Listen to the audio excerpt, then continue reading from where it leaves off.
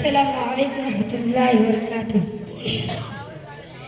نحمده ونصلي على رسوله الكريم.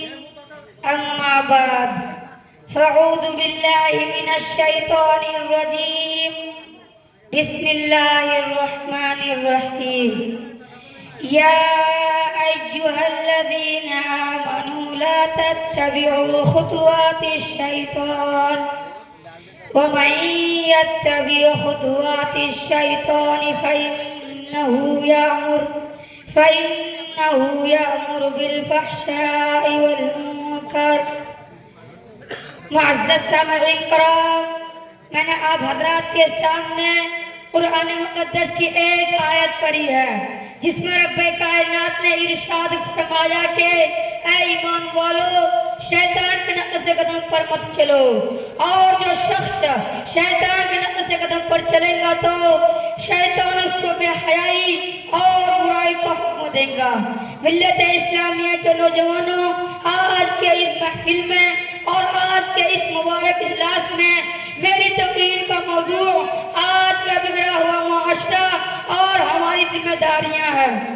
بارگاہ عزت میں دعا کیجئے کہ خالق کائنات مجھے صحیح بات کہنے اور پوری امت مسلمہ کے اس پر عمل کرنے کی توفیق عطا فرمائے. نوجوان دوستو، آج کے اس نازک دور میں ہمارا معاشرہ اور سماج کن کن خرابیوں سے دوچار ہے، اس کے اسباب و وجوہات کیا ہے، ان سے مقابلہ اور دفاع کی کیا تدابیر ہے، ان کو اس مختصر سے وقت میں بیان کرنا اور ان پر تفصیلی روشنی ڈالنا دشوار ہی نہیں بلکہ ناممکن سے معلوم ہوتا ہے. لیکن زبردست دور حاضر کے بعد شدید فتنہ کا اجمالاً اور بات کا تفصیلاً ذکر کر دینا مناسب سمجھتا ہوں. دوستو، وہ اسباب کے جنہوں نے معاشرے کی بنیاد کو ہلا کر رکھ دیا ہے اور امت مسلمہ کے دامن عفت کو تار تار کر دیا ہے، ان میں سے ضدی عمل کرنا اور کرانا، غیر مشروعات پر تعویذ ڈنڈے کرنا، غیر شرعی قوموں کے لیے منت ماننا، ماں باپ کی نافرمانی کرنا، مردوں کو ٹخروں سے نیچے پائجامہ پہننا، غیر محرم مردوں اور عورتوں کا بے محبہ ملنا جلنا، لغو تفریحات میں وقت ضائع کرنا، ریڈیو ٹیلی ویژن پر فواحشات اور حیاسوز مضامین کا نشر ہونا، ان کا دیکھنا اور سننا، سینما دیکھنا، جوا کھیلنا، عورتوں کا بے پردہ رہنا اور ننگے سر گھومنا پھرنا، گلا بازو اور پیٹ کا کھلا رہنا، باریک لباس پہننا، شوہر کی امانت میں خیانت کرنا، دفاتر میں نواحموں کے ساتھ کام کرنا، بے پردہ بازاروں میں جانا، نوجوان لڑکوں اور لڑکیوں کا کالج میں مخلوط تعلیم حاصل کرنا، رشوت لینا اور دینا، سود لینا اور دینا،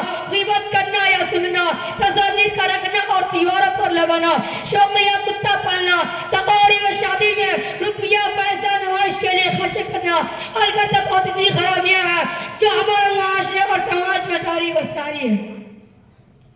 محترم حضرات، یہ بھیانک بیماریاں ہیں جن کا تذکرہ اجمالی طور پر میں نے آپ کے سامنے رکھا. طول میں نہ جاتے ہوئے بعض شدید فتنوں کی وضاحت کر دینا چاہتا ہوں. مناسب معلوم ہوتا ہے کہ اولاً اس فتنہ کا تذکرہ کیا جائے جس نے شرم و حیا کا جنازہ نکال کر مکاری و عیاری کو عام کر دیا ہے، جسے لوگ سینما سے یاد کرتے ہیں. حضرات، ایک دور وہ تھا کہ گانا بجانا، ناچنا اور منہ کھول کر گھروں کے سامنے بیٹھنا معیوب شمار ہوتا تھا. اونچے اور بڑے درجے کے لوگ تو درکنارے کم درجے کے لوگ بھی اس کو بے حیائی اور برا بھی یقین کرتے تھے. کیا کسی کی شرم و غیرت اس بات کی اجازت دے سکتی تھی کہ اس کی بہو بیٹی گھروں کے سامنے ناچے اور گائے؟ کیا یہ ممکن تھا کہ ناچ گانوں کی محفل میں اپنی عورتوں کو غیر مردوں کے سامنے بے پردہ بٹھا دیا جائے؟ ہرگز نہیں. لیکن افسوس، سخت افسوس کہ آج ہر شہر میں ایک نہیں کئی سینما ہے جہاں مردوں اور عورتوں کے گول نظر آتے ہیں. شریف زادیاں خود ایک طرح کے فرائض انجام دیتی ہے، گندے اور بحث قصوں کی اداکاری میں اجنبی مردوں کے سامنے نہایت بے باکی سے حصہ لیتی ہے. شرم و حیا ان پر ہوتی ہے مگر ان کے سامنے مردوں اور عورتوں کے گروہ بیٹھے ہوئے ہوتے ہیں اور پائے لگا کر ان کو خوب داد دیتے ہیں اور خود ہی اپنی تہذیب کا مذاق اڑاتے ہیں. ہے افسوس، ہماری عقل کہاں چلی گئی؟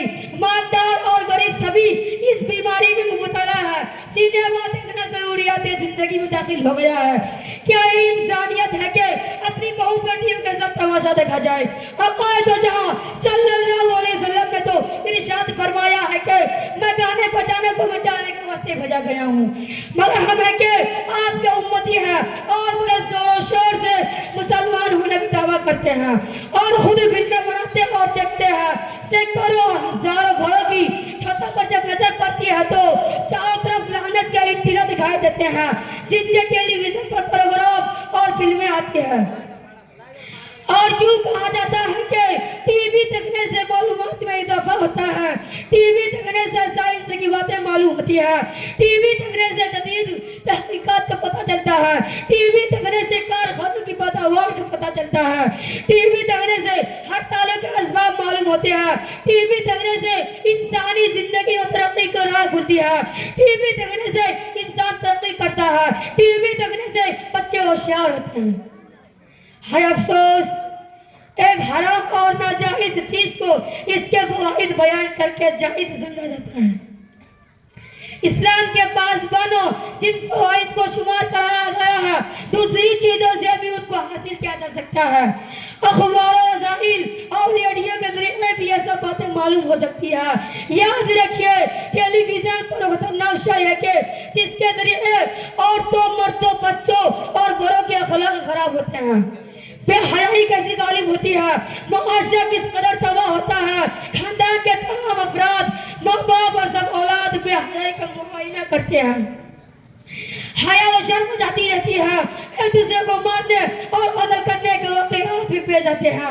उसमें फहाशी, उरियानियत और शहादत अंगेज मनासिब की कसरत होती है। माँ बाप, बहू बहन, बेटियां सभी होते हैं और सभी खूब सब उसे देखते हैं। क्या आपका ज़मीर इस बात को गवाह कर सकता है कि माँ बाप, बेटा बेटी, सास और दामाद एक जगह मिलकर बैठे हो और सामने वज़ू किनार चूमा चाटी लपटा झपटी हो रही हो? यकीनन वो इज्जत इंसान इसको कभी गवाह नहीं कर सकता। मोहतरम हज़रात, अखबार हफ्ते रोज़ा खत्म नबूवत में बड़ा दर्दनाक वाक़या बयान किया है। वाक़या यूं है कि रमज़ानुल मुबारक की बात है। इफ्तार से कुछ देर पहले माँ अपनी बेटी से कहती है कि आओ इफ्तारी की तैयारी में मेरा हाथ बटाओ। बेटी जवाब देती है कि अम्मी जान, मुझे तो टीवी प्रोग्राम देखना है, इसको देखने के बाद काम करूंगी। ये कहकर बेटी छत पर चली जाती है। कमरे में टीवी रखा होता है। बेटी माँ के डर से दरवाजा बंद कर लेती है। इधर माँ बेटी को आवाज पर आवाज देती है, मगर वो एक नहीं सुनती। काफी वक्त गुजर जाता है, घर में सब मर्द अभी आ जाते हैं, इफ्तारी से भी फरागत हो जाती है, मगर बेटी कमरे से बाहर नहीं निकलती। माँ दरवाजा खटखटाती है, अंदर से कोई आवाज नहीं आती। माँ का दिल डर जाता है। उसके बाप और भाइयों को बुलाती है, वो सब हाजिर होते हैं और दरवाजे को तोड़ देते हैं। कमरे के अंदर दाखिल होते देखते क्या है कि लड़की जमीन पर औंधी पड़ी होती है और मर चुकी होती है। सब के सब उसको जमीन से उठाकर थक जाते हैं, मगर वो नहीं उठती। अचानक किसी के ध्यान में एक बात आती है कि टीवी को उठाया जाता है तो लड़की भी उठ जाती है। बस फिर तो ये होता है कि टीवी को उठाया जाता है तो लड़की भी उठती है, वरना कोई उसको उठा नहीं सकता।